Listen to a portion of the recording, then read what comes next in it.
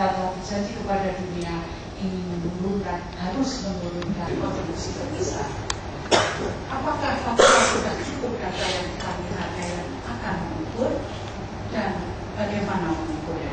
Ini 3 objek tadi sudah saya sampaikan yang akan saya presentasikan. Di dalam pengukuran karbon Bapak Ibu sekalian ini cukup sama adalah berhubungan dengan pengetahuan.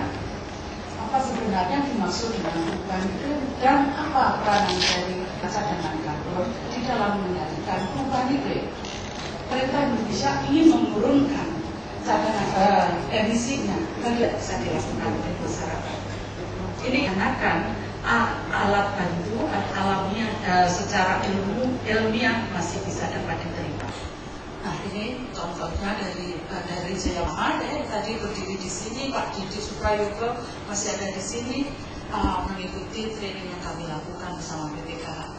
Dan bersama masyarakat kita, nah kira-kira bagaimana konsekuensinya terhadap karbon kami lakukan juga ini bersama teman-teman di sini, di mahasiswa dari sini dan masih sekolah di IPB di luar bersama-sama teman-teman dari NGO yang mengundang kami.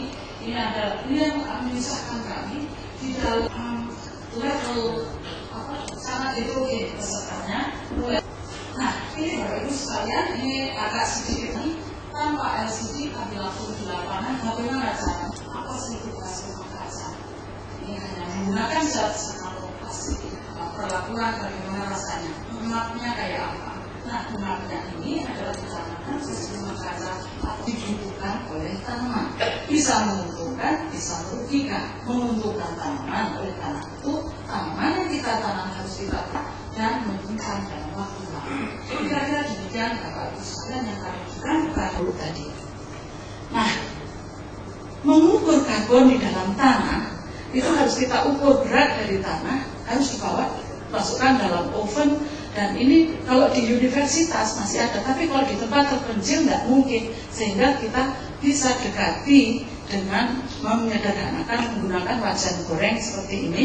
Tanah kita goreng, kita keringkan, berapa sebenarnya kadar air yang hilang, sehingga kita bisa estimasi berapa berat tanah tersebut.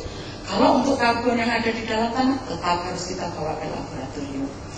Nah, tidak akan membosankan apabila di dalam permainan untuk merencanakan pengembangan wilayah ini tadi kita melakukan simulasi permainan bersama teman-teman, dan ini paling seru, ini sampai bisa berantem juga sampai malam nggak mau berhenti.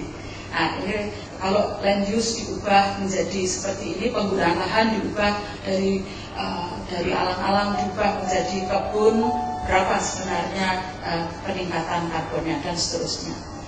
Bapak Ibu sekalian, dari pelatihan tersebut, dari Project Already, kita sudah mengeluarkan buku pengukuran karbon, Rapid Carbon Stock Appraisal, itu RACSA, yang Bapak Ibu sekalian mungkin sudah mendapatkannya. Itu hanya terdiri dari 2 pada prinsipnya, mengukur perubahan lahan, ini menggunakan bantuan GIS atau citra satelit. Yang kedua adalah mengukur cadangan karbon. Ini yang banyak kita pergunakan di dalam pelatihan.